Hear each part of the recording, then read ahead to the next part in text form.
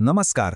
आपल्या सगळ्यांच्या स्वयंपाकघरात तो जो मसाल्याचा डबा असतो ना, त्यात कितीतरी रहस्य लपलेली असतात, नाही का? आज आपण अशाच एका मसाल्याची गोष्ट उलगडणार आहोत. हा फक्त एक सुगंध नाहीये, तर यामागे एक मोठा इतिहास आहे, एक जुनी परंपरा आहे आणि हो, आरोग्याचा एक मोठा खजिना सुद्धा आहे. चला तर मग, जायफळाच्या या खास सुगंधी प्रवासाला सुरुवात करूया. एक विचार करा, पुरणपोळी किंवा ते गरमागरम मसाले दूध किंवा दिवाळीचे लाडू यात एक खास असा उबदार सुगंध येतो, आठवताय?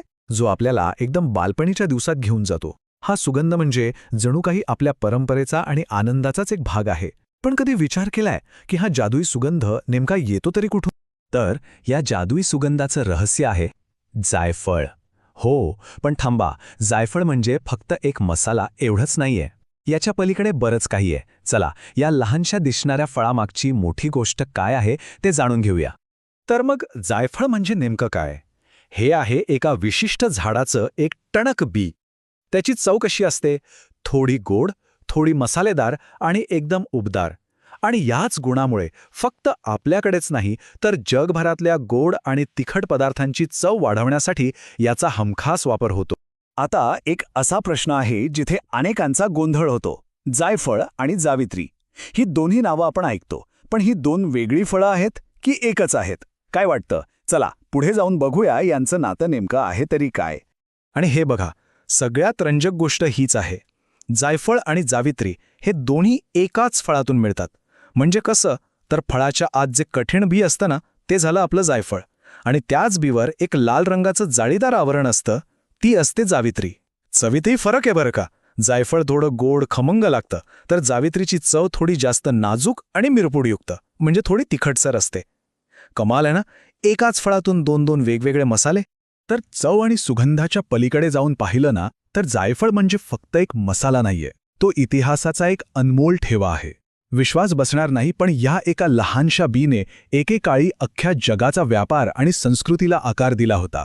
याचा प्रवास सुरू झाला इंडोनेशियाच्या काही बेटांवरून, ज्यांना स्पाइस आयलँड्स म्हणूनच ओळखलं जायचं. आणि तुम्हाला माहितीये, मध्ययुगात तर जायफळाची किंमत चक्क सोन्या इतकी होती. हो, खरंच. या एका मसाल्यासाठी मोठमोठी युद्ध झाली, लोकांनी जीव धोक्यात घालून सागरी प्रवास केले.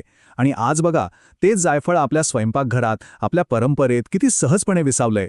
तर इतिहास आणि स्वयंपाक तर झालाच, पण जायफळाचं एक तिसरं आणि खूप महत्त्वाचं रूप आहे, ते म्हणजे आरोग्यासाठी असलेलं त्याचं महत्त्व. खास करून आपल्या आयुर्वेदात या लहानशा बीला खूप मोठं स्थान दिलं गेलंय.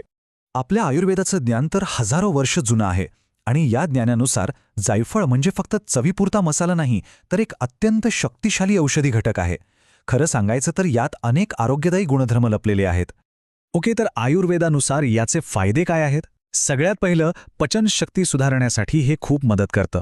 आणि लहान मुलांना शांत झोप लागावी म्हणून जायफळ उगाळून देण्याची पद्धत तर आपल्याकडे पिढ्यानपिढ्यांपासून आहे, नाही का?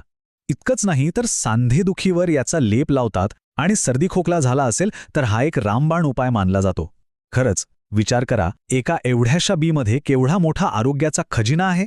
आता हे सगळे फायदे ऐकून खूप छान वाटतंय, पण एक गोष्ट लक्षात ठेवणं खूप खूप महत्त्वाचं आहे, ते म्हणजे याचा वापर कसा करायचा.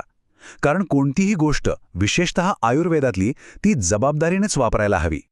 हे वाक्य बघा, प्रमाणात अमृत, अतिरेकात विष. हे जायफळाला अगदी तंतोतंत लागू होतं. म्हणजे योग्य प्रमाणात, अगदी चिमूटभर वापरलं तर ते अमृतासारखं काम करतं, पण त्याचा जराही अतिवापर झाला तर ते शरीरासाठी हानिकारक ठरू शकतं. म्हणूनच आपल्या आजी आजोबांनी नेहमी चिमूटभरच वापरायला सांगितलं. हाच निसर्गाचा नियम आहे आणि आपल्या परंपरेचा शहाणपणासुद्धा. तर पुढच्या वेळी जेव्हा पदार्थांमधून जायफळाचा सुगंध येईल ना, तेव्हा एक क्षण थांबा आणि आठवा की हा फक्त एक मसाला नाहीये. यात इतिहासाच्या अनेक कथा आहेत, आपल्या परंपरेची माया आहे, आणि आरोग्याचा आशीर्वादही बडलेला आहे. आणि मग स्वतःलाच एक प्रश्न विचारा, आपल्या त्या छोट्याशा मसाल्याच्या डब्यात अजून अशी किती रहस्य लपली असतील?